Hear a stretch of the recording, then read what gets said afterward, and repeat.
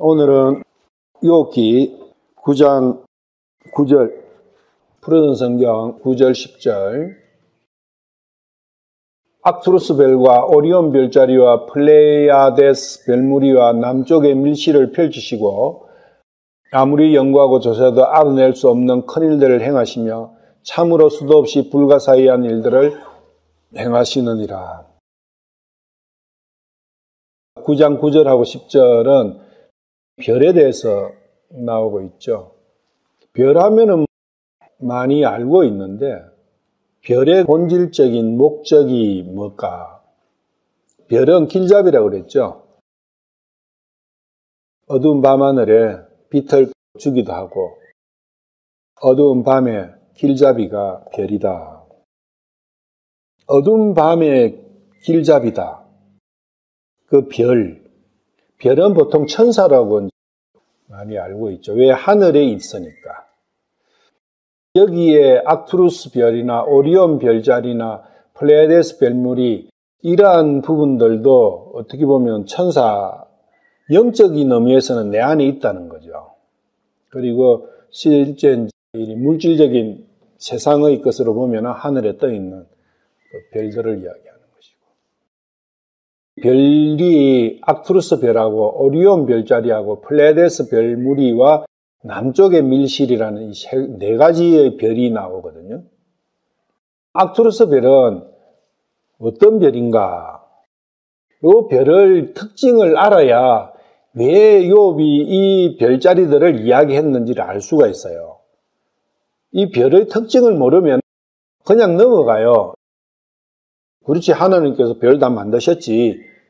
그런데 그런 내용은 기본이고 그 내용을 이야기하자는 게 아니라 좀 더 깊이 있는 이야기가 있어요. 이 별에 대해서. 악투루스 별은 어떤 별이냐? 악투루스는 북쪽에서 가장 밝은 별, 북쪽에서 가장 밝은 별이에요. 그리고 우리가 보는 전체 우주에서 세 번째로 밝은 별이에요. 악투루스 별은. 그만큼 엄청나게 밝은 별이에요. 누구나 볼 수 있어요. 맨눈으로. 왜? 밝으니까. 밤하늘에. 북쪽에서는 가장 밝은 별이에요. 그런데 이 악투루스 별이 제가 볼 때 고흐의 별이에요. 고흐가 별이 빛나는 밤에 그림에 보면 제일 낮은 부분에서 별이 큰 한 개 있어요. 한쪽에는 달이 있고 초성달이 한 개가 있고 그 초성달 반대편에는 은하수 밑에 거기에 밝은 별이 한 개 있는데 그게 가장 별 중에서는 가장 밝거든요. 그 별이 악투루스 별 아니냐, 그렇게 생각을 합니다. 왜 그렇게 생각을 하느냐? 그 별 한번 보세요. 이런 걸 같이 나눠 보면 좋은데, 그림을. 거기 별 찾았어요? 은하수 밑에 별이 한 개 큰 거 있죠. 왜 이 별이라고 생각하냐면 약간 북쪽으로 보이는데 이게 왜 북쪽이냐? 근데 그게 중요해요. 사이프러스 나무 있죠, 앞에가. 이 사이프러스 나무는 갈보리 십자가예요. 그래서 사이프러스는 죽음을 뜻한다 했죠.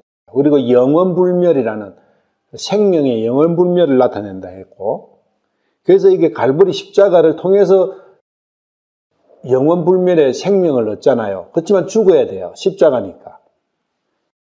갈보리 십자가예요. 그러면 갈보리 십자가하고 산이 있잖아요. 오른쪽에는 달 밑에는 산이 있죠. 그 산이 올리브산이에요. 그 산 밑에 숲이 있죠. 그게 올리브 숲이에요. 올리브 숲을 이렇게 그렸어요. 겟세마네 동산이죠. 예수님께서 겟세마네 동산에서 기도를 하셨잖아요. 올리브산. 그 겟세마네 동산은 올리브 동산이에요. 그래서 올리브 동산과 갈보리는 사이에 성전이 있어요. 딱 중간이에요. 예루살렘 지도를 보시면 올리브산은 동쪽이에요. 거기 성전을 기준으로. 그리고 갈보리는 서쪽이에요. 동쪽에서 보고, 약간 동쪽에서 보고 있거든요, 이게. 남동쪽에서 이 그림을 보고 있다고요. 남쪽에서 바라보는 맞은편은 북쪽이잖아요. 남쪽의 맞은편은 북쪽이잖아요. 그래서 약간 북서쪽으로 별이 걸려 있는 게, 북극성은 완전 북쪽이거든요. 정북이거든요. 여기 정북은 아니다는 거예요. 약간 서쪽으로 지어친 북쪽, 그리고 제일 밝은 별. 그래서 이게 아크투루스 별이다. 그렇게 보는 거예요. 그거는 다 아는 거예요. 방향 감각이 너무 중요합니다. 왜냐하면 갈보리와 겟세마네 그 사이에 성전, 갈보리 십자가를 이 사이프러스로 표현한 거예요. 그리고 그 성전에서 제사장들 돈 주고 샀든지 권력을 통해서 어떻게 얻었든지 그런 제사장들이나 마음으로 믿지 않고 형식만 갖춘 그 제사장과 레위인들이 하나님 섬긴다고 하는 그 성전, 교회잖아요. 지금도 마찬가지죠. 그게 중앙에 있지만 사실은 올리브 동산과 겟세마네 동산이잖아요. 올리브 동산과 갈보리, 이게 진짜다. 왜냐하면 겟세마네 동산에서 예수님 기도하셨잖아요. 그리고 거기서 체포되셨고 갈보리에서 십자가를 지시고 돌아가셨다. 그래서 겟세마네에서 갈보리까지, 겟세마네에서 갈보리까지, 그게 패션 오브 크라스트의 전체 장면이잖아요. 체포되는 순간부터, 그러니까 기도하는 그때부터 성천하시는 것까지가 패션 오브 크라이스트. 그러니까 예수님의 순환일 해가지고 나오는 거죠. 그래서 그 내용이 빈센트의 별이 빛나는 밤의 그림을 보려면은 겟세마네 동산의 기도에서부터 시작해서 부활 성천하시는 데까지 그 내용을 정확하게 같이 설명이 돼야 된다. 그것을 그린 거니까, 그림에. 그 그림의 내용의 분량은 엄청나게 방대한 거죠. 성경 전체가 다 들어있는 거니까. 그걸 보시면 돼요. 그래서 아크투루스 별, 가장 밝은 별. 근데 왜 밝은 별을 왜 이야기했냐? 별이 자신이 발광체로 생각을 하면 교만이다, 그 이야기예요. 그러니까 높은 별, 밝은 별, 그런 것들을, 그리고 많은 별, 이런 걸 표현한 것은 어떤 교만. 그렇지만 그 교만한 것들조차도 지가 교만하지 다 하나님께서 만드셨다. 그러한 하나님의 높으신 그러한 부분도 이제 생각을 하면서 보면 돼요. 그리고 오리온 대성운은 겨울철에 잘 보이고, 그러니까 이거는 아크투루스 별은 가을인가 잘 보이는데요. 그리고 오리온 대성운은 겨울철에 잘 보이고, 이게 더 자이언트래요. 오리온 대성운은. 요사 이거 허블 망원경 가지고 오리온 대성운을 찍었거든요. 엄청나게 아름다워요. 말머리 성운인가 해가지고, 성운이 뭐냐면은 별이 모여 구름처럼 보이는 거예요. 별이 얼마나 많으면 그 별이 모여가 구름처럼 보이겠어요. 그런 엄청난 거. 근데 이 오리온 대성운을 더 자이언트라고 하는데, 더 자이언트는 동양 천문학에서 니무롯을 나타내는 거예요. 그러니까 이게 잡신을 이야기한다. 그걸 우리가 이제 알 수가 있는 거죠. 오리온 대성운, 우리가 눈으로 볼 때는 별 한 개로 보이지만 그걸 망원경으로 땡겨가 딱 찍으니까 엄청난 수십조 개의 별무리가 모여 구름처럼 보이는 거다. 옛날에는 그건 한 개로 보이니까 그것이 니무롯을 상징한 때, 니무롯을 상징하는 데는 이 오리온 대성운을 항상 나타내고 있었다는 거예요.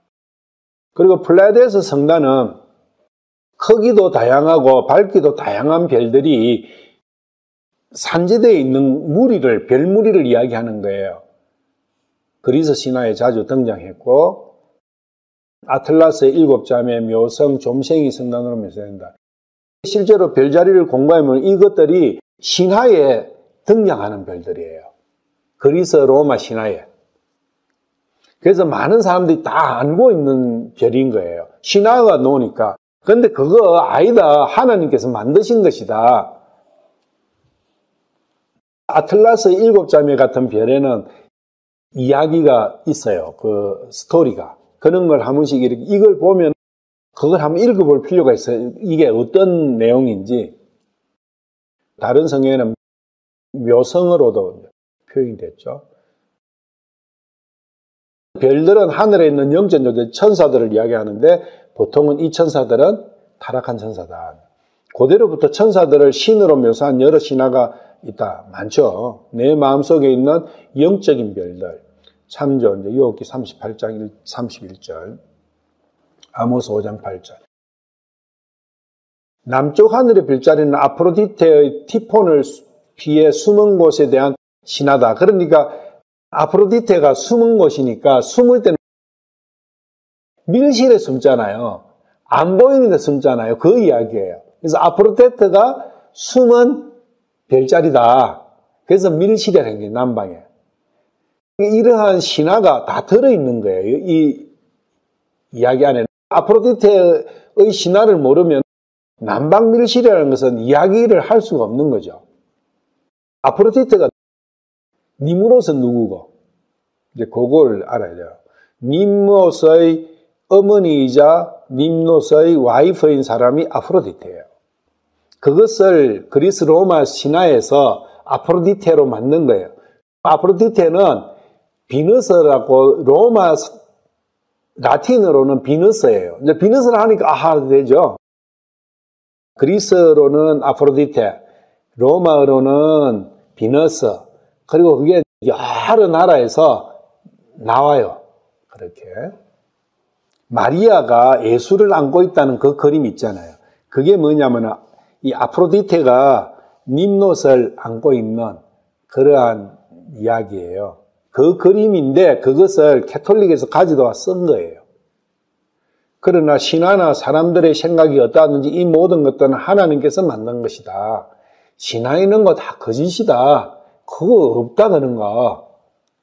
그래서 모든 이 우주 만물은 하나님께서 창조하신 것이다. 그 창조한 것에는 목적이 있다. 그럼 별을 섬기지 말고 그 별을 만드신 분을 섬기라. 그 별은 너희를 위해서 내가 만들어준 것이 아니냐. 너희를 위해서 만들어준 건데 왜 너희들은 별을 위해서 살려고 하느냐. 이런 이야기. 우리가 지금 거꾸로 된 게 너무 많아요. 돌이나 나무한테 가서 비는 것도 그거 너를 위해서 내가 만들어준 건데 네가 왜 거기 가서 그거 하느냐. 그게 너를 위하여야 되는 것이지. 너는 오직 모든 것을 만들어간 너를 위해서 만들어서 이렇게 해준 그분을 찾고 그분을 숭배하고 그분을 섬기라. 그런 이야기가 여기 들어있어요. 욥기 9장 9절에 사람도 위대한 사람도 초라한 사람도 거지나 왕이나 영웅이나 다 하나님께서 똑같이 만드셨다. 그래서 사람이 사람을 숭배하거나 높이거나 할 필요 없다. 그거는 오직 하나님 한 분만 두려워하고 하나님 한 분만 섬기고 하나님 한 분만 따라라. 그런 내용이 들어있는 거예요. 우리가 그런 말을 많이 쓰죠. 내 마음의 별이다. 그거 뭐냐면 자기가 섬기는, 자기가 숭상하는, 자기가 믿고 있는 그 대상이 그렇게 표현하는 거예요. 그거 없다. 그건 다 그게들이 우상이다.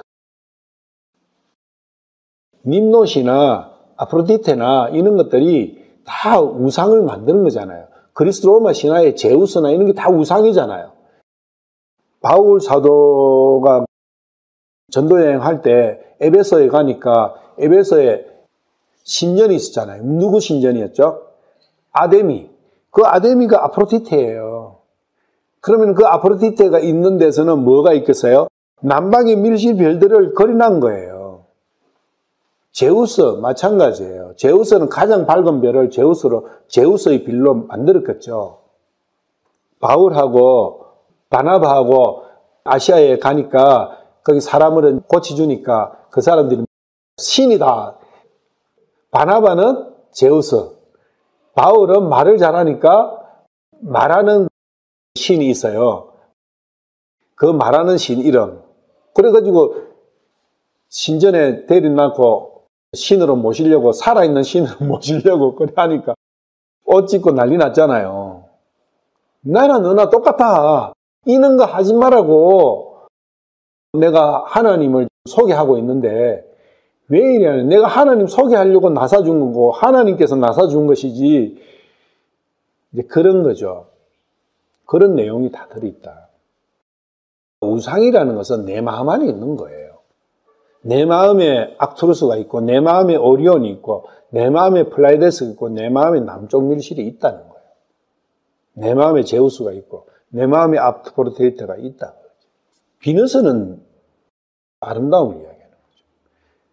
특히 요사이는 남자 여자도 뭐 상관없더만, 남자도 화장하고 난리 나지만 모든 게 너무 육적으로 가니까 다 님롯은 남자잖아요. 님롯은 영웅이잖아요.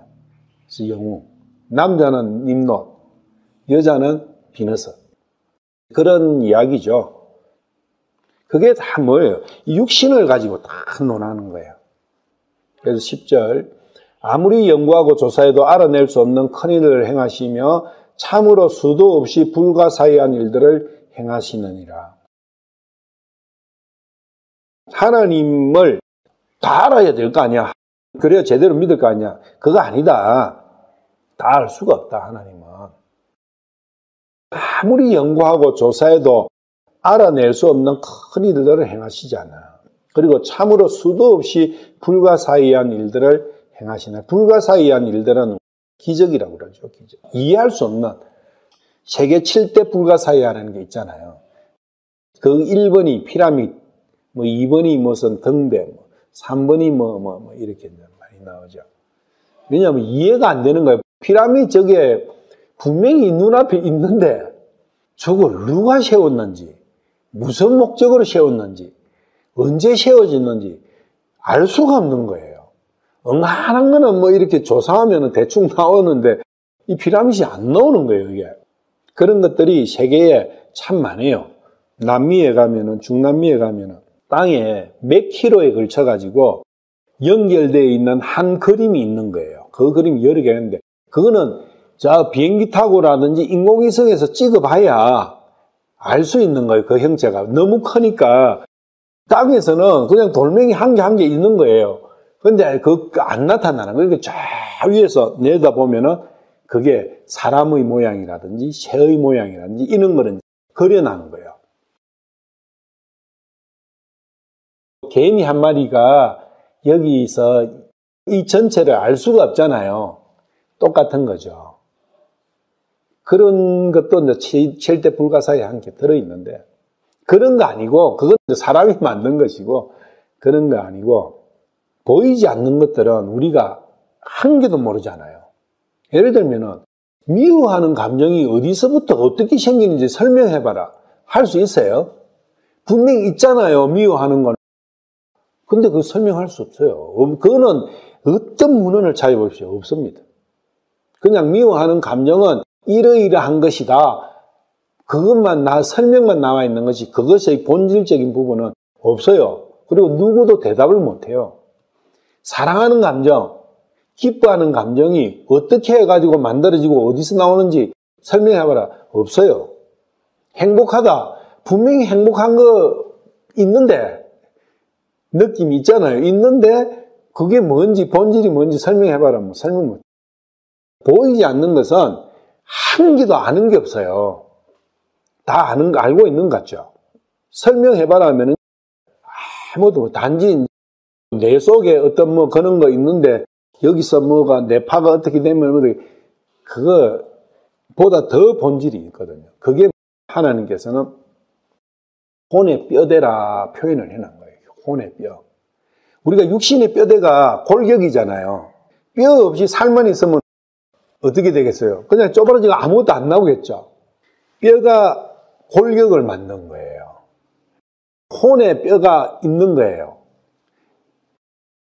무덤 속에 들어가서 한 몇십 년 지나고 나면 살은 싹 썩어 없어지고 뼈만 남잖아요. 그 뼈를 가지고 이 사람은 생김새가 요러니까 요거는 이복래 뼈예요. 이렇게 알 수 있겠어요?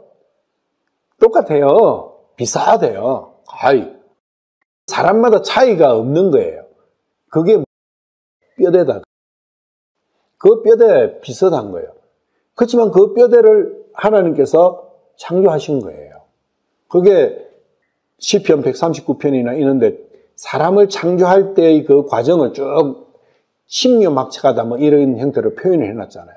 그게 육신도 그렇지만 육신보다 훨씬 더 신묘막측한 게 혼이다. 그게 실제 나잖아요. 육신은 지금 많이 개발되어 있어요. 많이 알아요. 세포도 현미경이 있으니까 세포 안에 엄청난 확대해 세포 안에 엄청난 공장이 세포 한 개 안에 울산에 가면 제가 현대자동차 근무했잖아요. 현대자동차도 굉장히 큰 공장이거든요. 보면 커요. 그 현대자동차 공장보다 더 큰 규모의 복잡한 공장이 세포 한 개 안에 들어있는 걸 이제 하는 거예요. 그만큼 육신으로는 많이 파악을 했어요. 100년 전이나 200년 전에는 상상도 못할 것들이. 그래서 식초도 그러고 생강도 그러고 논이도 그러고 뭐 이렇게 자료를 적다 보면 노벨 의학상이 어떻고 뭐 저거 많이 이제 알잖아요. 근데 보이지 않는 마음으로 딱 들어가면 6,000년 전에가 차라리 더 많이 알았던 거예요. 점점 무식해져 가고 있어요. 육신의 거는 점점 유식해져 가고 있는데 마음에 대해서는 점점 무식해져 가고 있어요. 마음의 거를 찾아보려면 자꾸 과거로 가요. 반대잖아요. 왜 석가나 맹자나 논어를 아직도 읽고 있느냐고요. 의학을 논하는데 2000년 전의 의학을 지금 가져와서 의사들이 공부할까요? 안 할까요? 안 해요. 왜? 그거 했다가는 사람 다 죽여. 그런데 마음은 지금도 누구 걸 공부해요? 소크라테스를 공부하잖아요. 플라톤을 공부하잖아요. 자꾸 과거로만 가. 보이지 않는 거는. 그건 뭘 뜻하느냐? 점점 더 무식해졌다 그 이야기예요. 보이지 않는 부분은. 왜 그래요?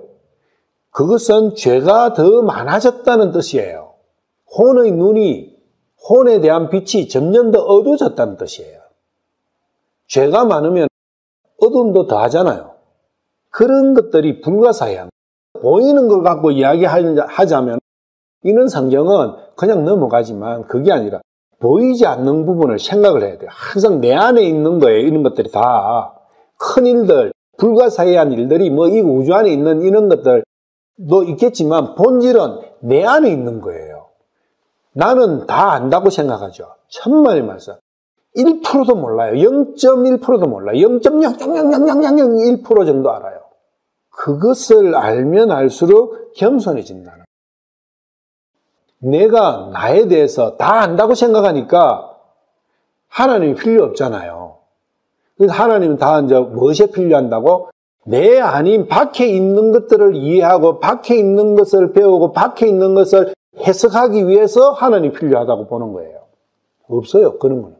그러니까 밖에 있는 걸 많이 알면 알수록 하나님 앞에 교만해지는 거예요. 근데 이 말씀이 그 말씀이 아니에요. 내 안에 있는 거예요. 그래서 누구든 소크라테스든 공자든 맹자든 석가든 누구도 네 자신이 누구요? 기쁨이 어디서 나와? 슬픔은 어디서 나와? 슬픔이 있지 않냐? 행복이라고 이야기하는데 행복이 뭐요? 어디서 나와? 그거 누가 가르쳐준 거 아니지 않느냐?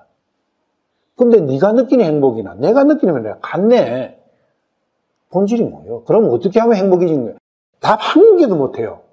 내가 만약에 1000개를 질문하면 1000개에 한마디도 대답 못합니다. 그것들이 다 뭐냐?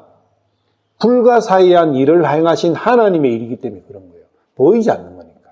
그렇지만 그게 없는 게 아닌 거예요. 우리가 행복, 불행, 미움, 기쁨, 사랑, 다 쓰잖아요. 네가 화날 때 화나는 거 적어봐봐. 그럼 니도 적어봐. 나도 적어봐. 그래가 맞춰보면 본질은 똑같은 거예요. 행복 마찬가지 똑같은 거예요. 그게 뼈대다. 그런 것을 다 하나님께서 우리에게 넣어주신 거예요. 만들어주신 거예요. 그게 창조의 본질이라는 거죠. 사람을 그렇게 만드셨는데 사람에 대해서 오늘 보려고 하는 거예요. 내가 나를 얼마나 알고 있는가? 성경은 나에 대한 말씀이잖아요. 하나님께서 나에 대한 말씀이잖아요.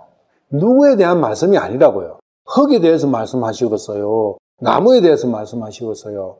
혹은 남편한테 대한 말씀이겠어요. 아니면 내가 생각하는 어떤 누구에 대한 말씀이겠어요. 아니에요. 성경은 나한테 이야기하시는 거예요. 나에 대한 말씀이라고. 하나님께서 너는 이러한 존재야라는 것을 말씀하신 게 성경이라고요. 그런데 우리는 성경을 나는 빼버리는 거예요. 그러면 성경은 뭐예요, 이게? 여기서 하나님께서 성경을 누구에게 주셨다고 생각합니까? 요거 답이 있어야 되는 거예요. 성경은 누구에게 주신 거예요? 우리는 항상 야, 성경 봐봐. 성경에 이렇게 말씀해서 한 게 아니야. 너 왜 그래 살아? 그거예요? 본질은 그게 아니다, 그 이야기예요. 그것도 나중에는 이야기는 될 수 있지만 본질은 그게 아니에요. 나한테 대하는 거예요. 오직 나에게 박혀있지 않아요. 방금 말씀드린 그러한 몇 가지만 해도 모르는 거예요. 근데 그런 걸 가르쳐 주십사 하고 기도하고 그러면 한도 끝도 없는 거예요. 그런 걸 이야기하다 보면. 성경 안에서 나에 대한 걸 찾다 보면. 나에 대해서 0.1%도 모르면서 나를 다 알고 있는다고 착각하는 거예요. 그러니까 하나님 말씀이 안 믿어지는 거예요. 만약에 내가 나를 대해서 한 개도 모르고 있다 하면은 어떻게 되겠어요? 하나님 가르쳐 주십시오. 너무 깜깜합니다. 그렇게 되지 않겠냐. 그래서 나는 누구인가? 나는 왜 사는가? 나는 왜 불행한가? 나는 왜 슬픈가? 나는 왜 기쁨이 없는가? 나는 왜 행복이 없는가? 이런 이야기들을 나는 왜 화가 나는가? 나는 왜 미워하는 마음이 나오는가? 나는 왜 엄탕한 생각이 나는가? 나는 왜 탐욕이 있는가? 나는 왜 거지를 보면 멸시하는 마음이 생기는가? 이런 모든 질문을 하면은 그 질문이 끝이 있겠습니까? 없습니까? 없는 거예요. 무한대로 나오는 거예요. 그만큼 마음은 복잡한 거예요. 끄집어내도 그 마음의 구분을, 종류를 헤아릴 수가 없는 거잖아요. 존 번연이 그 마음의 대표적인 것, 몇 가지를 끄집어내 이야기해놓은 게 철로역정이다. 철로역정에 다 거기 나오는 사람들 이름이 내 안에 있는 마음의 일부분들이라는 거예요. 남을 이야기하는 게 아니에요. 내 안에 있는 것을 이야기하는 거예요. 내 안에 있는 것이 나를 괴롭히는 거예요. 그걸 한번 이제 오늘 시편 56편 한번 봐요. 여기 시편 56편이 그걸 잘 표현을 해놨어요. 그걸 알고 시편 56편을 보면 시편 56편이 그렇구나. 하나님이여 나를 불쌍히 여기소서. 사람이 나로 삼키려고 종일 치며 압제하나이다. 나를 불쌍히 여기소서. 기도잖아요. 왜 불쌍히 여기달라고 하느냐? 다윗이 사람이 나를 삼키려고, 나로가 아니고 나를 삼키려고 종일 치며 압제하는 거예요. 이 사람이 누구냐? 사울이에요. 저는 사울이라고 100% 믿고 이거 봤어요. 그리고 다윗을 미워하는 사람들이 몇몇 있었으니까 자기 아들도 그랬고 과연 그 사람들이냐? 그게 답이 나오는 거예요. 이 사람이 영어 킹제임스 한번 가봐요. 그 H 몇 번인지 58이죠. 58이는 어떤 거예요? 사람 안에서 죽을 수밖에 없는 거, 죄를 가진 그 존재, 그 죄성이라고 이야기하면 돼요. 내 안에 있는 죄성이 나를 삼키려고 총일 치는데 눈 깜짝할 그 순간도 치는 거예요. 나를 압제하고 있는 거예요. 폭군이 압제하잖아요. 사람이 나를 삼키려 하고 날마다 싸우면 나를 학대하나이다. 2절 지극히 높으신 이여 내 원수들이 날마다 나를 삼키려 하오니 나와 싸우는 자가 많나이다.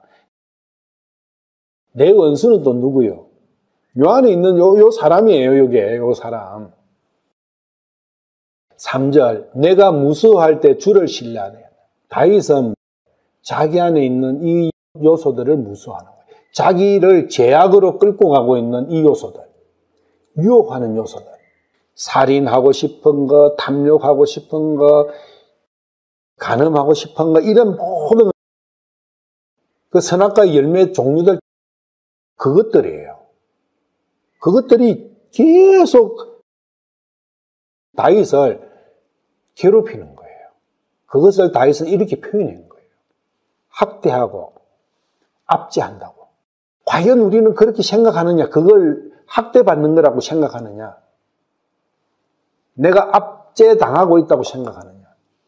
그게 학대받고 압제당한다고 생각하면 포로로 된 것을 깨달을 수 있다는 거예요. 포로로 잡아놓고 그런 걸 시키는 거예요. 나는 안 한다 하니까 그냥 때려 부수고 난리 치는 거예요. 때리고 손톱 뻗고 발톱 뻗고 고문하고 그게 유혹의 상태잖아요. 4절에 가면 나와요. 하나님 안에서 내가 그분의 말씀을 찬양하리라. 내가 하나님을 신뢰하였은즉 육체가 내게 할 수 있는 것을 내가 두려워하지 아니하리로다. 여기 보면 육체 나오잖아요. 이것이다. 이것이 내 원수고 나를 삼키려 하고 나를 대항해서 싸우고 나를 학대하는 존재가 이 육체다. 죽을 수밖에 없는 사람, H581로 된 것은 바로 이 존재다.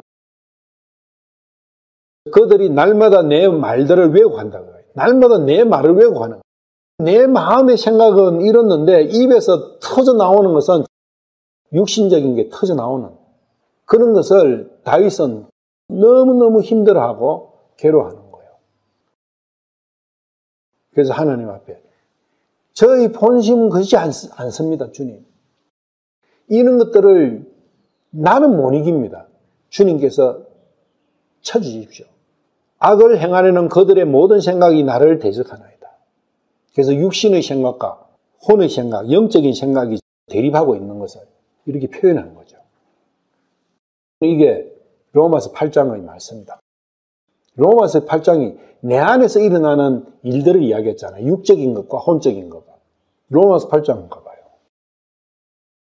1절 그러므로 이제 그리스도 예수님 안에 있는 자들에게는 정죄함이 없나니 그들은 육신을 따라 걷지 아니하고 성령을 따라 걷느니라. 영적인 것과 육신적인 것 두 개가 딱 나오잖아요. 육신적인 것은 시편 56편에 이 내용으로 나를 핍박하는 거예요. 그게 어떤 것이냐? 육신적인 행복과 육신적인 즐거움과 육신적인 기쁨과 육신적인 소욕과 이러한 모든 것들이 이것이다. 다윗은 그것이 괴로워하는 거예요. 근데 그것이 달콤하고 육신이 있는데 뭐 하고 그것이 꼭 해야 되는 일로 받아들이게 되면 그 사람은 하나님 쪽으로 한 발자국도 움직이지 않았던 건 증거예요. 그게. 그 싸움이 없었다면 그것은 그냥 세상에 있는 거예요. 그래서 로마서 8장이 쭉 그거예요. 육신을 따라 걷느냐 성령을 따라 걷느냐 그 구체적인 항목들을 쭉 나열해 놓은 거예요. 그거는 그렇게 생각하시고 읽어보면 다 이제 알게 돼요. 다시 시편 56편으로 넘어가서 그래서 나를 학대하고 나를 대항해서 전쟁을 하는 그 존재는 육신이에요. 그런데 그 육신이 내 거고 내가 육신이고 육신이 내다 하면 이 싸움이 없는 거예요. 육신이 내 대적이 아니고 내 편이고 내 자신 그 자체다 생각하면 싸움도 있을 필요가 없는 거예요. 자기들 핀끼리 무슨 싸워요. 짝짝꿍이죠. 그런데 다윗은 아니었다고. 딱 분리되어 있는 거죠. 요압도 딱 분리됐잖아요. 분리되는 그게 회개를 하는 거예요. 그래서 돌아서는 거예요. 그게. 돌아서니까 핍박하고 난리 난 거예요. 더 큰 유혹을 던지고. 처음에는 100원짜리 흔들다가 그거에 아이고 그래도 이게 얼만데 하고 행복할 때는 100원을 계속 했는데 요게 이 100원 가지고 내가 행복하지 않니? 괴롭네. 행복을 찾아야지. 과연 행복이 뭔지 이렇게 돌아서려고 까딱까딱 하니까 얼마짜리 던져요? 10,000원짜리 탁 던지는 거예요. 근데 10,000원짜리가 아니라 1,000원짜리를 주더라도 돈이라는 그 자체에서 돌아서 버린 사람은 돈하고는 상관이 없게 돼버리는 거예요. 그러면 그때는 핍박이 오는 거예요. 핍박이 온 사람들은 이렇게 외치는 거예요. 하나님, 저는 안 됩니다. 하나님 불쌍히 여기십시오. 저는 너무나 불쌍한 존재입니다.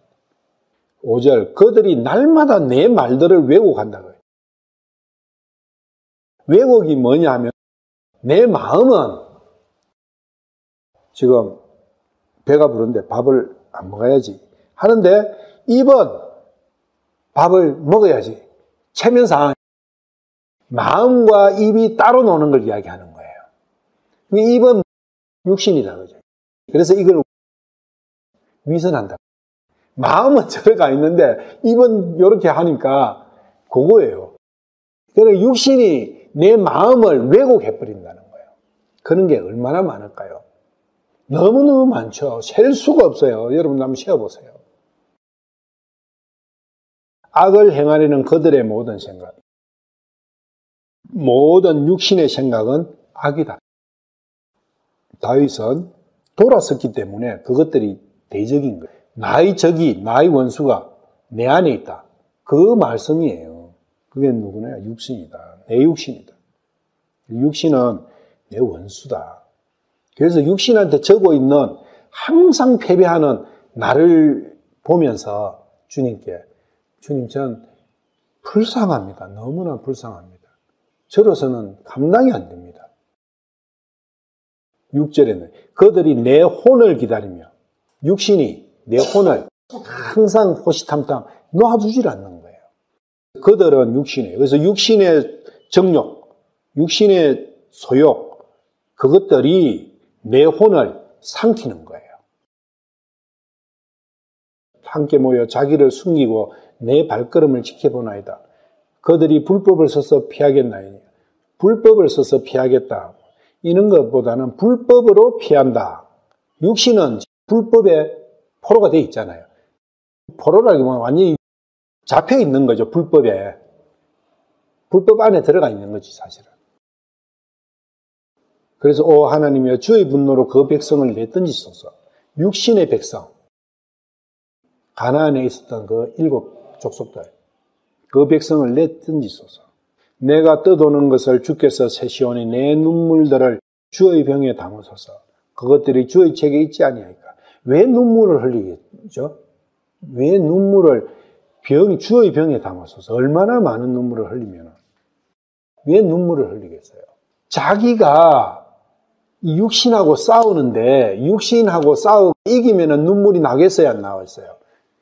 항상 저니까 대표적인 내용이 뭡니까? 다윗이 우리아의 아내를 범한 거잖아요. 그때 다윗이 침상을 적셨잖아요. 그런 모든 것들이 다윗에게서 슬픔인 거예요. 왜 나는 주님 앞에 이런 존재밖에 안 되는가? 주님, 저는 그렇습니다. 저는 이런 존재입니다. 오직 주님의 은혜만이 나를 끄집어낼 수 있고 나를 살릴 수 있고 나가 승리할 수 있도록 만들 수 있습니다. 주님, 주님의 힘을 주십시오. 그 기도죠. 이게 박혀 있는 게 아니라고요. 우리는 사울이나 아들이 반역해가지고 하는 그런 부분을 요압도 처음에는 재산 다 날라가고 자식 다 죽고 자기 병 들고 했던 그 부분 가지고 이야기했지만 어느 시점부터 가니까 그것은 이야기 안 하겠다 하잖아요. 그런 거하고 연결돼요. 내가 죽게 부르짖을 때 내 원수들이 물러가리니. 다윗은 아는 거죠. 죽게 부르짖으면 어떻게 부르짖어요? 불쌍히 여기십시오. 구해 주십시오. 그거 말고 다른 거 있습니까? 물에 빠져가지고 한숨이 막 꼴깍꼴깍 넘어가면서 뭘 외치겠어요? 살려주세요. 그것밖에 다 해요. 살려주세요도 안 해요. 살려! 그래 하면은 하나님께서 원수를 물리치 주신다. 그 약속이 있으니까. 근데 고상하게 내가 뭔가를 사는 방법을 수학 공식대로 공식을 만들려고 하면은 그거 없는 거죠. 안 되는 거죠. 그것은 아직 급하지 않은 거죠. 그래서 하나님께서는 내 편이시다. 그리고 하나님께서는 내가 부르짖으면 구해 주신다는 것을 내가 알고 있다. 그게 진짜 아는 거예요. 가짜로 아는 거는 안 부르짖는 거예요. 꼴깍꼴 넘어가는데 안 부르짖어. 안 부르짖으면 그거는 알고 있는 게 아니에요. 하나님 계시다는 거 알고 있다, 모르고 있는 거예요. 그건 하나님 믿음 없다. 그래요. 믿음이 있으면 살려주세요 하는 거예요. 살려주세요가 안 나온다. 아, 내가 믿음이 없구나. 10절 하나님 안에서 내가 그분의 말씀을 찬양하리니 곧 주 안에서 내가 그분의 말씀을 찬양. 오직 말씀밖에 없다. 이 찬양이라는 게 뭐겠어요? 그분의 말씀만이 나를 이 슬픔에서 빼낼 수 있고 나를 행복하게 할 수 있고 나를 기쁘게 만들 수 있고 나를 온전하게 만들 수 있고 그것밖에 없다. 그러니까 자연적으로 찬양이 나올 수밖에 없잖아요. 찬양합시다. 해가 찬양하는 거는 찬양이 아니다 그 이야기예요. 말씀을 찬양한다는 게 믿고 있고 그분만이 나를 행복하게 해줄 수 있고 나를 살릴 수 있고 나의 모든 것은 그분의 손에서만 이루어진다는 것을 믿을 때는 그분을 찬양할 수밖에 없잖아요. 다른 거는 있을 수가 없는 거죠. 다윗은 확실하게 믿고 있다는 거예요. 그래서 내가 하나님을 신뢰하였은즉 사람이 내게 할 수 있는 것을 내가 무서워하지 아니하리다. 요 사람이 내가 그 사람이에요. 죽을 수밖에 없는 사람이 육신이 뭘 하든 내가 무서워할 필요가 없다. 그래서 육신이 최후의 보루로서 나를 위협하는 게 내가 확 죽어버린다. 그래서 병 들어버리는 거예요. 죽을 병에 들어버리는 거야, 육신이. 그게 나를 제일 크게 위협할 수 있는 무기인 거예요. 그래서 내가 죽음을 초월해버리면 그 무기가 소용이 없어지는 거예요. 마지막은 사망이다 했잖아요. 마지막 원수는, 마지막 멸망받을 원수는 사망이니라 이랬잖아요. 내가 사망을 이겨버리면 사망에 쏘는 것이 무엇이냐? 이렇게 될 수 있는 거예요. 사망을 이겨야 된다. 죽든지 살든지, 죽든지 살든지 뜻대로 하소서. 그 이야기예요, 이게. 육신을 이기는 방법은 죽음을 초월해버리는 거예요. 죽든지 살든지 네 알아서 해 그냥. 그건 네 문제잖아. 과연 내 안에 있는 나의 자아가 내 육을 보고 그렇게 이야기할 수 있느냐. 육신은 얼마나 교활하냐면 한 개를 탁 던지고 거기서 부들부들 떨면 나중에 두 개를 탁 던져요. 뭔가 할면은. 감기가 와가지고 괴로워. 죽겠다. 모든 거 포기. 이거 어떻게 하면 감기를 하면은 나중에 더 큰 나오면은 그때는 암을 탁 던지는 거예요. 그것 가지고 계속 위협하는 거예요. 그 사람은 평생 거기에 종이 돼가지고 끝나는 거예요. 이 죽을 수밖에 없는 이 육신을 무수하지 마라. 육신은 자기가 가지고 있는 거. 나 배고파. 그게 뭐예요? 배고픔을 종이 되는 거지. 내가 거기에 따르면 배고프면 안 되지. 그러면은 맛있는 건 구하려고 동분서주하는 거예요. 근데 돈이 없어. 아이고 큰일 났다. 굶어 죽기 생겼네 하면서 무슨 일인지 할게요 하는 거예요. 육신 보고. 그 이야기들이에요. 육신이 나를 위협하는 거에 종류가 몇 가지 될까요? 그게 세 가지로 대별을 딱 시킨 거예요. 육신의 정욕과, 안목의 정욕과, 인생의 자랑. 요 세 가지 안에 다 들어가요. 그게 분류를 하면 큰 분류가 요 세 가지다. 그것 때문에 우리가 동문서주하고 그것 때문에 신경을 거기다 온통 쏟고 하지 않나요? 우리가 공부를 왜 해요? 인생의 자랑이다. 그리고 요 사이는 옛날에는 인생의 자랑이었어. 공부를 많이 해가지고 지식이 돼가지고 한시 쫙. 근데 요 사이는 공부를 안 하면 돈을 못 벌어요. 요 사이는 공부는 돈 때문에 돈이 육신이 행복해지는 첫째 조건이 돈이잖아요. 육신을 섬기는 거예요. 좋은 차, 좋은 집, 좋은 아내, 여러 수천 수만 가지예요. 그것들을 가지고 그때그때 탁탁 낚아채는 거예요. 예를 들면은 돈이다 하면은 이재용이는 더 바랄 거 없네 육신으로 그렇게 했어요? 아니에요. 그때는 인생의 자랑으로 딱 들어가는 거예요. 높아지고 싶은 마음은 한없이 높아지는 거잖아요. 지가 하나님까지 안 간 이상은 자꾸 높은 자리가 보이는 거예요. 높은 자리가. 정주영이도 가질 거 다 가졌어. 자기 말만 하면은 자기 말을 다 들을 사람 수십만 명이 자기 종으로 쫙 있어. 직원들, 현대그룹의 직원들이 다 그렇잖아요. 나도 거기에 있었지만. 그 사람은 남은 건 대통령 한 게 남아. 그래서 대통령 도전했다가 스트레스 받아 죽었잖아요. 끝이 없어요. 그럼 대통령 됐다. 그럼 대통령 되면 끝일까요? 또 다른 새 시작이에요, 대통령 되면. 그래서 전두환에도 그렇고, 박근혜도 그렇고, 대통령 된 사람들 전부 다 불행하잖아요. 박정희 총 맞아 죽고, 전부 다. 없어요. 끝이었다고. 끝은 신이 되는 거예요. 계속 하다 보면은 신이 되는 것이 끝이에요. 근데 그게 됩니까? 안 되는 거예요. 죽을 때까지 그거 하다 끝나는 거예요. 그걸 육신이 계속 가능하다. 도 닦는 사람. 그 사람은 먹는 거, 자랑하는 거, 이런 거는 이제 초월했어요. 신 되는 것만 남은 거예요.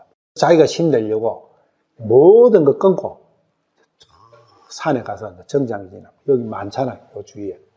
상국대기 가면 처음부터 조그마한 지방이 지나고 거기서 화장실 한 개 붙여놔놓고 도 닦고 앉았잖아요. 그러면 이제 마지막 코스를 가는 거예요. 근데 됩니까? 안 돼요.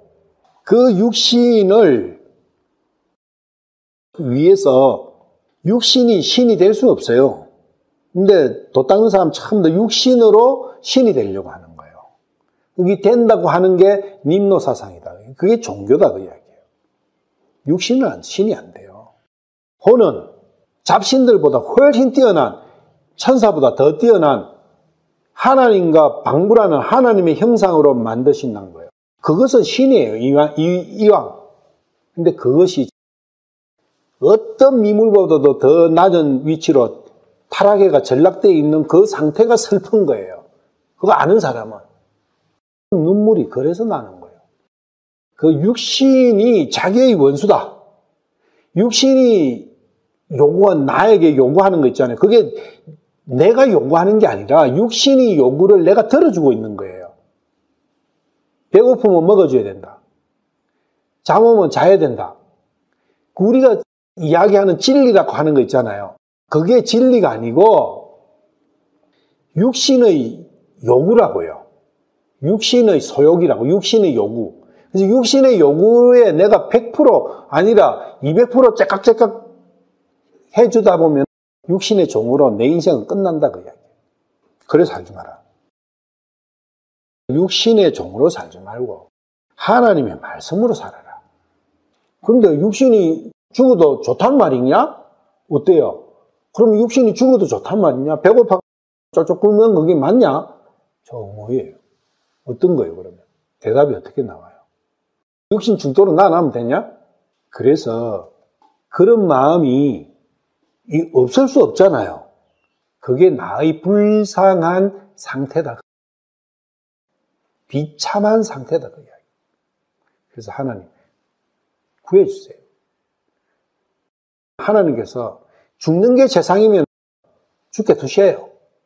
살아야 된다면 하나님께서 살려주시는 거예요. 배고픔도 하나님께서 정리해 주시고 아픔도 하나님께서 정리해 주시는 거예요. 그게 믿음이다. 육신의 것은 육신이 있으니까 내가 다 알아서 해야지 내 건데 하나님은 뭐 하는 분이에요? 나에게 있어서. 뭘 믿는다는 거예요? 뭘 맡겼다는 거예요? 그건 내가 다 하는데 육신의 거는 내가 다 하는데 최소한 그래도 육신이 살려면 이 정도는 돼야지. 그게 육신의 종이죠. 죽든지 살든지 찬송이 몇 장이죠? 431. 네, 내 주의 뜻대로. 이게 믿음이에요. 다윗 왕이 부르짖는 게 이 찬송이에요. 내 주의 뜻대로. 내 주의 뜻대로 해. 이게 참 믿음이에요. 이게 육신과의 전쟁을 이야기하는 거예요. 그래서 육신의 소욕에 내가 휘둘리지 않겠다. 이게 참 어려워요. 내 생각으로는 불가능합니다. 아프면 병원 가야잖아요. 코만 숨이 콱 넘어가는데 너무 어려운 거예요. 그래서 계속 주님께 간곡히 의뢰 드리는 거예요. 그렇지만 주님의 뜻이 그 자리에서 죽는 거라면 죽겠다. 그게 믿음입니다. 그래서 육신과의 전쟁에서 내 육신의 종이 되지 않도록 해주십시오 하고, 그리고 내가 육신에게 점령당하지 않고 육신의 종이 되지 않도록 하는 그 부분에서 매일 생각하고 기도하고 싸워야 되는 거예요. 그게 전쟁이에요. 사람을 봐야 되는데 내 안에 사람이 몇 명이 살고 있느냐? 성경 말씀에 6개의 사람이 살고 있다고. 종류가. 우리는 사람 한 개로 해 성경을 보니까 참 어려운 거예요. 그 중에 첫 번째가 아담이라는 사람이에요. G76번인데 이게 H121번하고 같은 거거든요. 그게 레드 어스예요. 붉은 흙. 고린도전서 15장 45절. 그러므로 기록된 바 첫사람 아담은 살아있는 혼이 되었더라 한과 같이 마지막 아담은 살려주는 영이 되셨느니라. G76은 아담으로 번역이 되어 있어요. 아담은 이름이고 뜻은 붉은 흙이라는 뜻이에요. 아담이라는 그 낱말이 갖고 있는 뜻은 붉은 흙. 영어 킹제임스로 보세요. G76이 두 개 다 있어요. 첫 사람 아담, 요거는 76이 있고, 뒤에 마지막 아담은 G76 같죠? 붉은 흙은 같다. 그럼 뒤에 거는 분명히 예수님이라는 걸 알 수 있고, 첫 사람 아담은 처음 창세기 1장에서 창조된 그 아담을 이야기하죠. 첫 사람 아담, 마지막 아담. 근데 여기에 보면 마지막 아담에는 사람이 빠졌어요. 맨이 빠졌잖아요. 이 맨하고 대칭되는 게 H582. 죽을 수밖에 없는 아담. 죽을 수밖에 없는 첫 번째의 죽을 수밖에 없는 사람, 아담. 뒤에 아담은 예수님이잖아요. 예수님은 죽을 수밖에 없게 태어난 분이 아니잖아요. 그래서 그건 없는 거예요. 예수님께 그걸 붙여버리면 완전히 다 틀리죠. 신약에는 그게 구분이 잘 안 돼 있어요. 여기에 아담 G76번 나오죠. 첫사람 아담. 신약에 아담으로 단어가 아담으로 나오는 단어가 한 9개 정도 있어요. 그것들은 아담으로 쭉 나와요. 찾아보면 쉽게 찾을 수 있으니까 넘어가고. 이 아담하고 대칭되는 구약의 단어는 뭐냐? 구약에도 아담으로 표현되어 있는데 어떤 데는 사람으로 표현된 게 있어요. H121번이에요. 구약에서는 아담이 H121번에 21번 나와요. 그래서 이것도 아담으로 번역되어 있어요. 이것도 사람이라는 걸 알 수 있고. 창세기 1장으로 가봐요. 26절 나오죠. 사람을 만드는 거. 우리가 우리의 형상으로 우리의 모양에 따라 사람을 만들고, 여기는 H120번이죠. 이것도 소문자 아담이에요. 구약에서 541번 나와요. 120번 아담은 하나님의 형상으로 지음받은 사람이에요. 창세기 3장으로 가면 6절, 7절, 6절에 보시면 남편 376, 여기 이시라는 이시는 남편이고 802, 여기서 우먼은 여자가 나오잖아요. 여기는 802, H802로 나오죠. 그래서 요거는 남자, 여자 구분할 때 이시라고 남자를 표현해요. 여자는 그냥 H802로 이렇게 되고. 근데 같은 아담이에요. 단지 소문자로 120, H120을 보시면 그냥 아담이에요. 근데 이건 아담으로 번역 안 하고 맨으로 번역한 거죠. 사람으로. 대문자 아담이나 소문자 아담이나 아담은 아담, 사람이에요. 근데 대문자 아담으로 된 거는 그냥 아담으로 번역했고, 소문자 아담은 사람으로 번역했다. 그걸 아셔야 돼요. 121번하고 120번을 구분할 수 있었는데, 119로 한번 봐봐요. H119는 출애굽기 25장 5절에 한번 봐봐요. 119도 이게 아담이거든요. 그러니까 히브리어로는 아담이에요. H119를 보시면 히브리어로는 아담이에요. 120번하고 같잖아요. 아담. 근데 이거는 어떻게 표현을 했냐면 번역을 해놓은 레드, 붉은색을 아담이라 한 거예요.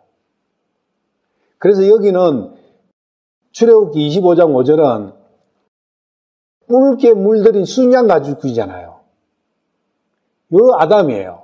붉게 물들인 순양 가죽이 붉게 물들있다. 요거에 아담이에요. 아담의 가죽인 거예요. 아담의 가죽. 아담의 피 가죽. 좀 뭔가가 나오죠, 생각이. 그런데 그 아담의 피 가죽이 쑥양 가죽이다. 순양은 예수님이죠. 그런 게 출애굽기에 성막 만들 때 붉게 물들인다. 그 붉음이 아담이에요. 아담의 피로 물들여야 되는 거예요. 아담의 피로. 그래서 예수님께서 육신을 입고 아담을 입고 오셔야 되는 거예요. 그게 마지막 아담이 되어야 되는 이유였다. 출애굽에서 성막의 모형이 예수님이시잖아요. 근데 왜 성막 그 카바를 붉게 물들인 아담의 가죽이어야 되느냐, 아담의 피 흘린 가죽이 되느냐, 그 문제에 있는 거죠. 그것이야만이 되어야 되니까 하나님께서 육신을 입고 오셔야 되는 거예요. 그게 마지막 아담. 아담으로 오셔야 될 이유가 그거다, 그지? 그래서 H119, 그리고 H121번, H121번도 대문자 아담이잖아요. 근데 이것도 레드잖아요. 뿔다. 근데 이거는 퍼스트맨 아담으로 그냥 번역을 했다. 구약에도. 그래서 아담이 제일 먼저 나오는 거는 창세기 2장 19절이죠. 거기에 이제 아담이 이름 짓는 거. 요 아담이 내 안에 있다 그 이야기예요. 문제는 그 아담이 죄로 물들어 버렸다는 거죠. 오직 예수님만이 물 안 들으셨다는 거죠. 이 아담이 선의 모습으로 들어와 있는 거예요. 그래서 그것이 아우성을 치는 거예요. 비명을 지르는 거예요. 이 선악과의 독에 취해가지고, 그 독이 싫어가지고, 그 다음에 하나님이 형상으로 만드신 사람, 첫 번째 1번은 그 아담. 그걸 이야기하고, 그게 내 안에 들어있다. 하나님의 형상으로 지음받은. 단지 거기에 선악과를 먹으면서 영이 떠나버리고 주인이 떠나버리니까 주인 없는 외톨이가 되어 힘을 잃어버린 그런 문제가 있는 거죠. 아버지 없이 과안에 가면 아버지 없는 애들 있죠. 뭐가 문제죠, 걔들은? 보호자가 없는 거예요. 보호자가 없으면 힘을 쓸 수가 없어요. 보호자가 있으면 지가 힘이 있어서 힘을 쓰는 게 아니라 보호자가 있으니까 힘 있는 것처럼 하는 거예요. 내 혼이 그렇게 돼버린 거예요. 보호자 없이 있는 그 혼의 비참함, 외로움, 무력함, 그게 G76 혹은 H121이나 120으로 표현되는 이 부분, 이게 내 안에 있는 것, 그게 고하다 그 이야기예요. 아버지 없는 자라고 표현된 그게 바로 이 사람이다. 이게 내 안에 있었다. 그 다음에 H376은 창세기 봤죠. 남편, husband. H376 이시인데 이시는 남성이에요. 남성 명사. 여자하고 남자하고 분리할 때 이걸 써요. 여자하고 구분되어 있는 남성을 표현할 때는 이시를 써요. husband에도 또 쓰기도 하고 또 man이라고도 표현되고도 그래요. 그래서 어떨 때는 뭐 남자라고도 하고 어떨 때는 사람으로도 표현하고 여러 가지로 그렇게 해놨어요. 그런데 요 이시가 욥기 31장 35절. 이거는 욥의 이야기거든요. 누가 내 말을 들어준다면 얼마나 좋을까. 보라, 내 소원은 전능자께서 내게 응답하시니까 내 대적이 이미 책을 썼으면 하고 바라는 것입니다. 요 대적이 H376, 이시, mine adversary. 그러니까 나의 대적자. 그럼 나의 대적자가 내 안에 있는 사탄이죠. 육신을 지배하고 있는. 그게 내 안에 있다. H376도 내 안에 있다. 사무엘상 30장 13절. 다윗이 그에게 이르되 너는 누구에게 속하느냐? 어디 사람이냐 하며 그가 이르되 나는 이집트 청년이요 아말렉 족속의 종인데 사흘 전에 내가 병들매 내 주인이 나를 버렸나이다. 여기 아말렉이 있잖아요. 여기 영어로 한번 보세요. 아말렉 H376이죠. 아말렉으로도 표현되는 사람이다. 그러면 대충 이제 뭔가 나오죠. 또 사무엘상 17장 4절. 여기는 골리앗 나와요. 아말렉이었고 골리앗 표현할 때 골리앗이 투사라고 나오죠. 이름의 골리앗은 이름의 투사. 이 투사가 챔피언이거든요. 이게 H376이에요. 챔피언으로도 번역이 돼요. 그러니까 챔피언은 최고 우승자잖아요. 최고의자. 그렇다면 대적자, 아말렉, 투사, 챔피언, 그리고 또 한 개는 잠언 2824. 누구든지 자기 아버지나 어머니를 강탈하고서도 그것은 범법이 아니라 하는 자, 바로 그 자는 파멸시키는 자의 벗입니다. 파멸시키는 자. 이걸 영어로 보시면 destroyer. 여기 또 H376이죠.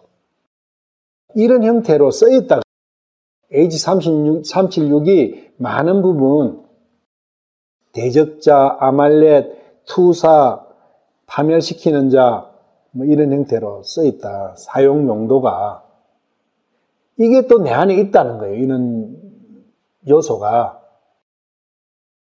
창세기 39장 1절에 요셉이 이집트로 끌려 내려가며 바로의 직무 수행자로 토위 대장인 이집트 사람 보디발이 그를 거기로 끌고 내려간 이스마엘 족속의 손에서 그를 산이라. 보디발을 표현할 때 이집트 사람이잖아요. 보디발이. 이 이집트 사람이 H376이에요. 여기 보면 이집티안 해가지고 H376 되어 있죠. 이런 형태로 쓰였다. 그래서 이 사람이 내 안에 있다는 거예요. 보디발이 내 안에 있고 대적자가 내 안에 있고 아말렉이 내 안에 있고 골리앗이 내 안에 있다 그 이야기예요. 이게 밖에 있는 게 아니에요. 그리고 여자의 반대편 남자로 표현할 때도 또 이 단어를 썼어요. 그 다음에 중요한 한계가 H582.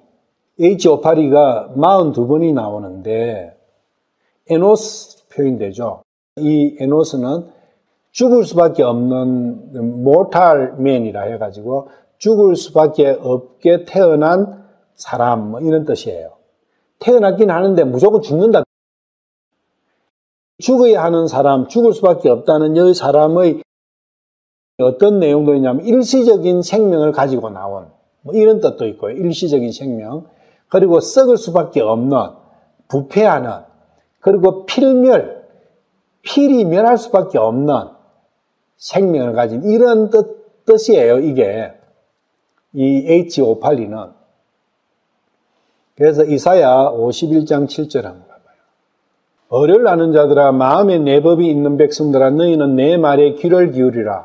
또 너희는 사람들의 비방을 두려워하지 말며 그들의 욕설을 무서워하지 말라. 요 사람들이 H582예요. 너희는 사람들의 비방, 이거 H582. 죽을 수밖에 없는 일시적인 연약한 그러한 사람, 그 사람들의 비방을 두려워하지 말라. 욕심의 소욕을 두려워하지 말라.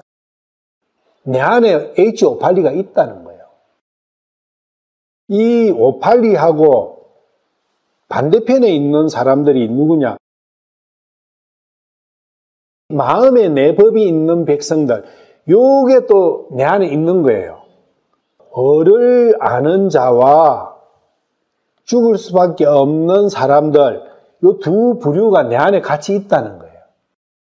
마음에 내 법이 있는 백성들은 H120이나 121로 표현된 사람, 하나님의 형상으로 만들어진 사람, 이 육신이 이야기하는 부분을 두려워하지 마라. 그리고 그들이 욕을 하는 거예요. 내 속에서 싸우는 거, 싸움이 있는 거예요. 너 내가 아픈데 그렇게 가만히 있으면 돼? 말씀만 보고 앉으면 떡이 생겨? 밥이 생겨? 뭐 이런 대로 욕을 할 거 아니에요. 비방하고. 그러면 거기서 항상 누가 이겨요? 그래, 안 되지. 나가야지. 일하러 가서 돈을 벌어 약을 사든지 쌀을 사든지 뭘 해야지. 이쁜 옷 사야지. 좋은 차 구해가 그래 태워줄게. 어스대게 할 수 있게 해줄게. 남이 얕보지 않게 해줄게. 10년 된 티 입고 딜리리 끄고 다니면 얼마나 창피해. 너 이래가지고 너 무슨 뭐 사랑구실 되겠어? 최소한 그래도 그랜저는 타야 될 거 아니야. 더 노력해. 예를 들면 내 안에서 일어나잖아요, 그게. 그런 싸움이에요. 우리는 이걸 보면은 누가 다른 사람이 이렇게 생각하잖아요, 전부 다. 그러니까 이 말하고 있으면 어떤 경우는 해당이 되는데 어떤 경우는 해당도 안 돼. 내한테 누가 뭐 비방하는 것도 아니고 욕하는 것도 아니니까. 두려워할 것도 없고 무서워할 것도 없네. 이 말씀은 내하고는 아무 상관없네. 이리 되지 않느냐. 아니다. 단 한마디 말씀도 내하고 상관없는 말씀이 없어요. 내 안에 있는 여러 사람들의 전투, 여러 민족들의 전투라 보면은 시편 103편 15절 사람으로 말하건대 그의 날들은 풀과 같으며 그가 번영하는 것은 들의 꽃과 같아도 이 표현은 엄청 많잖아요. 여기 이 사람이 H582예요. 이게 H582는 이렇다 그거지. 들의 꽃과 같다 그거지. 날들은 풀과 같다 그거지. 얼마나 보잘것없냐. 어차피 죽는 건데 네가 아무리 안 죽으려고 발버둥 쳐봤자 죽는데 안 죽는 방법이 있다면 네 발버둥도 어느 정도는 이해는 하지만 그게 아니라 100% 여호수아 8장 25절 그 날에 아이의 모든 사람이 쓰러졌는데 남자와 여자가 모두 12,000명이더라. 아이성에 있는 모든 사람이죠. 아이의 모든 사람 영어로 보시면 58이죠. 여호수아가 다 죽인 거예요. 그런데 위에 보면 여자와 이렇게 표현되어 있죠. 여자와 남자와 여자가 모두 많이 점 남자와 여자는 이 남자는 372 이씨 여자는 802 분류되어 있죠. 모든 사람 여기 사람은 58이다. 죽을 수밖에 없어. 죽어야 되는 거죠. 근데 죽어야 되는 게 안 죽고 살아있으면 곤란한 거죠. 그게 블레셋이죠. 아이까지는 다 죽였어요. 근데 나중에 가면은 다 안 죽이고 살리나요. 그게 두고두고 문제가 되죠. H582가 많이 나오는 게 유업기예요. 유업기에 H582가 엄청 나오는데 유업도 H582를 이야기를 많이 했고 엘리후도 이야기를 몇 번 했고 엘리바스와 빌닷도 이야기했어요. 이 H582를 가지고. 그러면 엘리후하고 엘리바스나 빌닷은 분명히 유업을 협박하고 공갈하기 위해 가지고 공갈 협박하기 위해서 썼을 거고 유업은 자기 자신의 자기 안에 있는 이 죽을 수밖에 없는 이 부분에 대해 가지고 슬픔과 비참함과 이것과의 싸움에 대한 부분을 이야기를 하고는 거예요. 이 무가치한 부분. 나눠 볼 수 있어야 된다. 욥기 7장 1절 땅 위에 사는 사람에게는 정해진 기한이 있지 아니하냐? 그의 날들은 또한 풍부의 날 같지 않느냐? 정해진 기한이 있다는 것은 죽는 날이 있다는 거예요. 당연히 이 사람은 H58이겠죠. 이렇게 표현을 한 거예요. 7장 17절도 마찬가지예요. 사람이 묵으시기에 주께서 그를 크게 만드시나이까? 주께서 주의 마음을 그에게 두시나이까? 요 시편에도 똑같이 있는 말씀인데 사람이 무엇이기에? 요 사람이 H58이다. 이런 형태로 욥은 정확하게 표현을 딱딱딱 했어요. 엘리후가 어떤 이야기를 했느냐? 욥기 32장 8절. 그래서 엘리후가 이런 걸 볼 때 틀린 거예요. 그러나 사람 안에는 영이 있고 전능자의 영감이 그들에게 명철을 주다니. 이렇게 봤을 때는 아무 문제가 없어요. 그런데 이걸 킹제임스를 한번 보시라고. 그럼 이 사람이 누구냐? H58이에요. 만약에 H120이라면 맞아요. 근데 H582가 성령이 있대요. 이 문제가 있는 거예요. 내 안에, 육신 안에 죄가 있든 없든 상관없이 영은 들어있다 그 이야기예요.